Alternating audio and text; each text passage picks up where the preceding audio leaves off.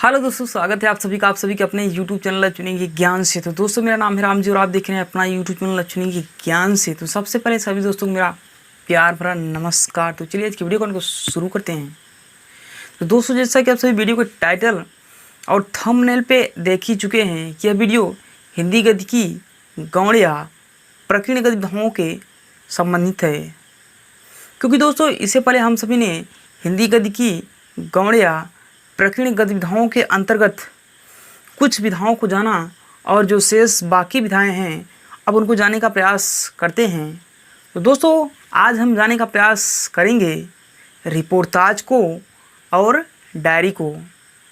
तो चलिए दोस्तों, मेरे टाइम को वेस्ट करते हुए एक एक को समझने का प्रयास करते हैं।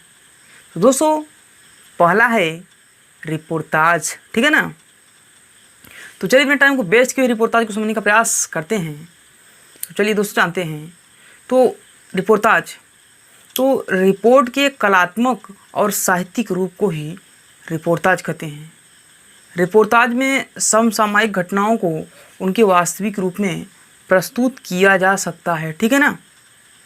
रिपोर्टाज लेखक का घटना से प्रत्यक्ष साक्षात्कार आवश्यक है, इसलिए युद्ध की विभीषिका, अकाल की छाया या पूरे मानव समाज को प्रभावित करने वाली अन्य महत्वपूर्ण घटनाओं के घटित होने पर पत्रकार और साहित्यकार उस घटना के अनेक संदर्भों की प्रत्यक्ष जानकारी हासिल करते हैं और उन्हें रिपोर्टाज शैली में प्रस्तुत करके पाठक के मन को झकझोर देते हैं, ठीक है ना।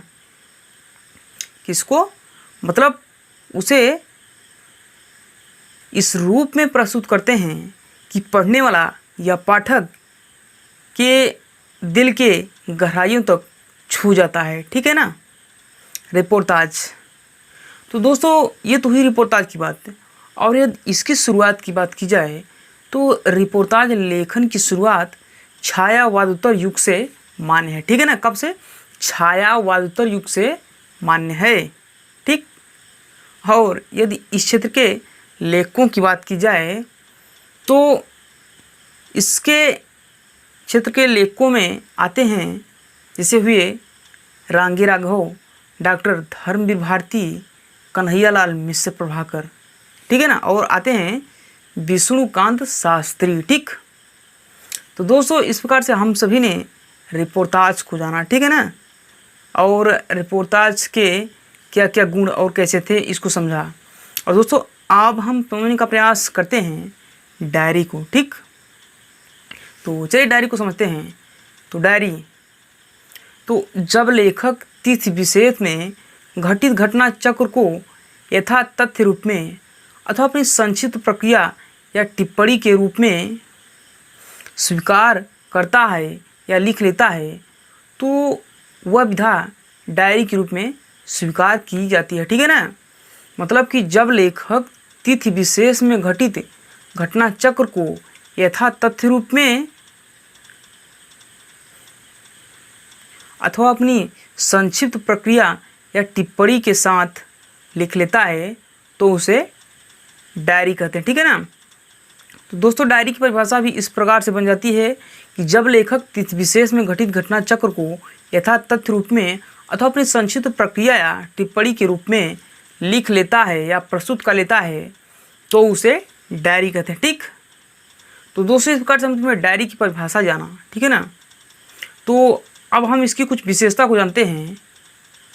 तो डायरी कुछ महत्वपूर्ण तिथियों को या डायरी कुछ महत्वपूर्ण तिथियों में घटित घटना चक्र को लेकर भी लिखी जा सकती है और क्रमबद्ध रूप से रोजना मचा के रूप में भी लिखी जा सकती है, ठीक है ना। कौन?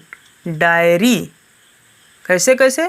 मतलब कि डायरी महत्वपूर्ण तिथियों में घटित घटना चक्र को भी लेकर लिखी जा सकती है और क्रमबद्ध रूप में रोजना मचा के रूप में भी लिखी जा सकती है, ठीक है ना।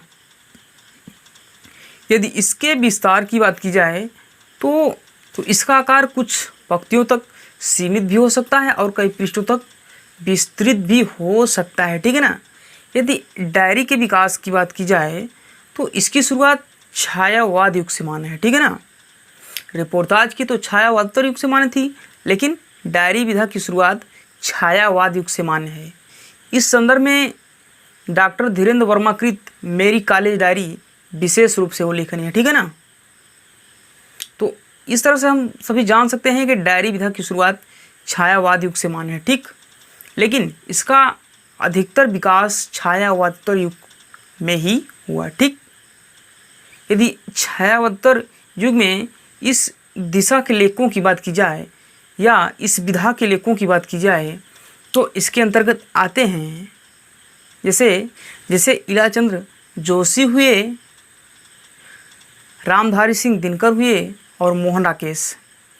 दोस्तों इन सभी की डायरी लेखन की विधा बहुत अधिक विकसित हुई, ठीक है ना। और दोस्तों यदि इस विधा की मुख्यतः या पूर्ण रूप से बात की जाए तो इसका मुख्यतः या पूर्ण रूप से विकास अभी तक नहीं हो पाया है, ठीक है ना। डायरी विधा का अभी तक पूर्ण विकास नहीं हो पाया है, जबकि और जो विधाएं हैं जैसे कहानी, उपन्यास, नाटक, इसका तो पूर्ण विकास हो पाया है, लेकिन डायरी का अभी तक पूर्ण विकास नहीं हो पाया है। तो दोस्तों इस तरह से हम सभी ने डायरी को जाना और इससे पहले रिपोर्टाज को जाना। तो दोस्तों आज के वीडियो कंटेंट को यहीं तक रखना चाहेंगे। आज का वीडियो कैसा लगा हमें कमेंट बॉक्स में ज़रूर बताइएगा। ये वीडियो पसंद आए तो वीडियो को लाइक करें, चैनल को सब्सक्राइब करें और वीडियो को शेयर करना ना भूलें। थैंक्स दोस्तों, नमस्कार।